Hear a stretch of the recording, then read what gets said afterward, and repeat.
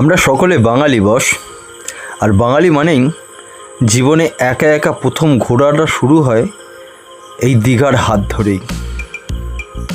দীঘা সমুদ্র চরে বসে হাওয়া খাওয়া, দীঘায় নানান রকমভাবে সেলফি তোলা এবং সমুদ্রের সৈকতে শরীর ভাসিয়ে দিয়ে চান করা। কিন্তু শুধু বসে থাকলেই তো চলবে না, রাত্রে থাকার জন্য একটা রুমও চাই। কম বাজেটের মধ্যে যদি একটা লাক্সারি হোটেল পাওয়া যায় তাহলে তার কথাই নেই। চলুন আপনাদের আজ ঘুরিয়ে দেখাই কম বাজেটে সুন্দর এক হোটেল। প্রথমেই আমরা এসে দাঁড়ালাম পুরীর আদলে তৈরি হওয়া দীঘাতে জগন্নাথ দেবের মন্দিরে। এখন ভিতরে যাবার এন্ট্রি নেই, ভিতরে কাজ চলছে। আমরা তাই বাইরে থেকেই একটু ছবিটা তোলার চেষ্টা করলাম জগন্নাথ দেবের মন্দিরের।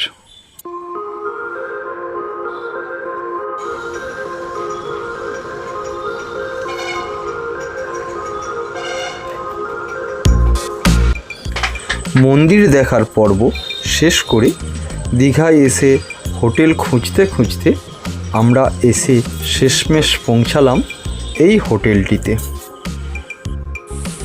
দীঘা ঘুরতে এসে প্রথমেই যেই সমস্যার মুখোমুখি আমাদের হতে হয় সেটা হচ্ছে car parking.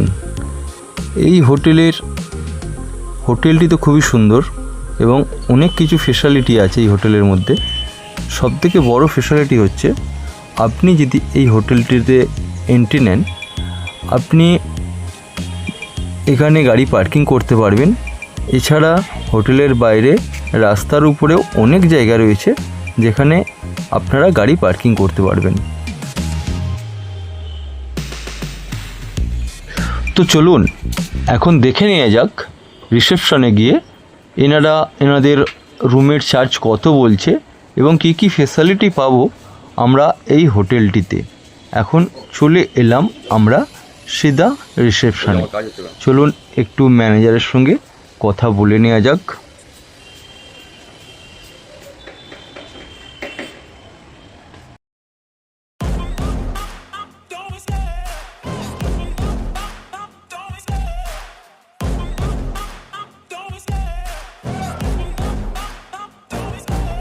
Love the chase and the hunt, and I set the pace when I'm running. I always take what I want and I always give it 100. Don't need a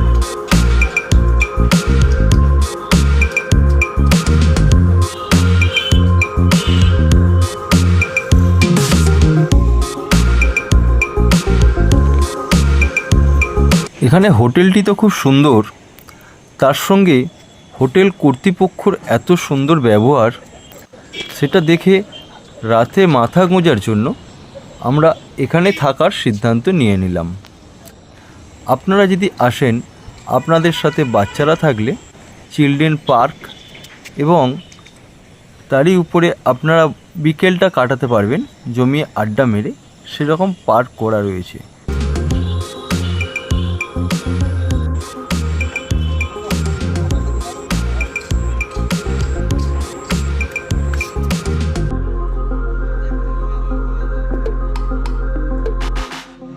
হোটেলটি একদম মেন রাস্তা থেকে একটু সাইডেই, জাহাজ বাড়ির পরের যে গলি রয়েছে ওই গলি দিয়ে বেরিয়ে আসলেই একদম আপনারা দেখতে পাবেন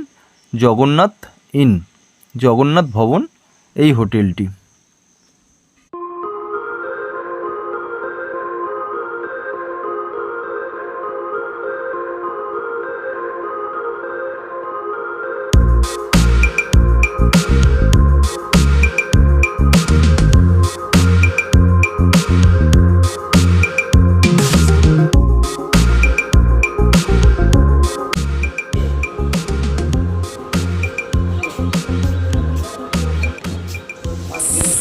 এত সুন্দর এই হোটেলটিতে থাকার জন্য এবং এখানে রান্না করার জন্য আমাদেরকে পে করতে হয়েছিল পার ডে 850 টাকা হিসাবে।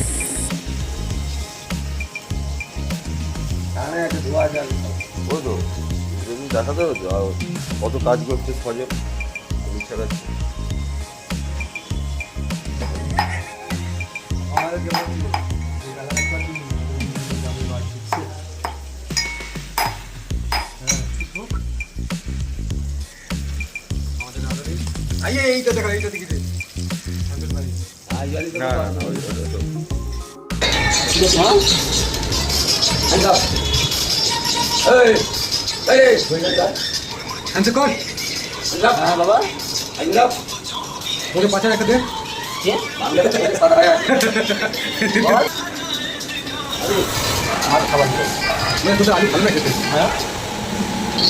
হাতেরটা শেষ হোক তারপর নেবো।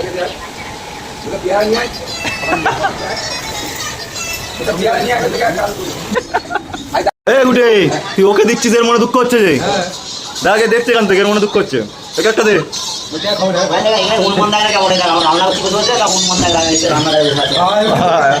আগেই পালিয়ে গেছে।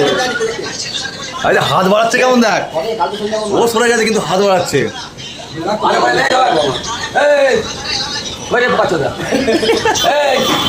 সে আর নেই ওখানে ওরা বাচ্চা বলে ভয় পাচ্ছে।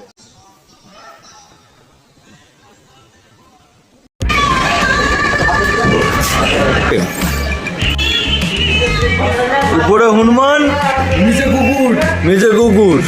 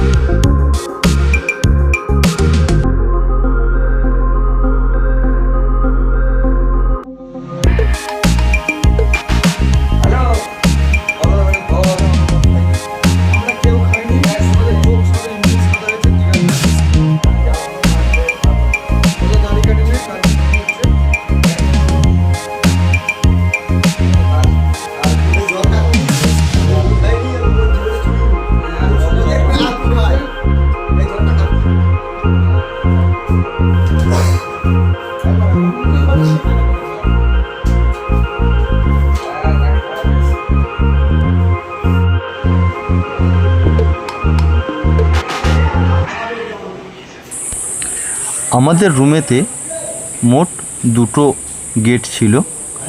তো প্রথম গেটটা এন্ট্রি হওয়ার জন্য রুমের ভিতরে আসার জন্য, এবং দ্বিতীয় গেটটা দিয়ে আপনারা বাইরের ভিউটা এইভাবে দেখা যাবে।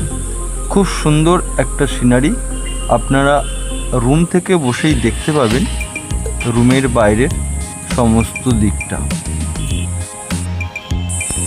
একদম রুমে বসে বসেই সমুদ্র না দেখতে পেলেও সমুদ্রের ধারে যে মেন রাস্তা রয়েছে সেই রাস্তা পর্যন্ত আপনি সমস্ত কিছুটাই দেখতে পাবেন।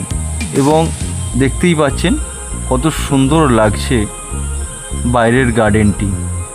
এখানেই বলছিলাম বাচ্চারা এবং বড়রা সকলেই বাড়তি টাইমটা উপভোগ করতে পারবে এই জায়গাগুলিতে। খুব সুন্দর একটি প্লেস এই হোটেলটিতে। আমি তো বলবো আপনারা আসতে পারেন। খুব সুন্দর হোটেল, অল্প বাজেটের মধ্যে লাক্সারি এই উপভোগ আপনারা আর কোথাও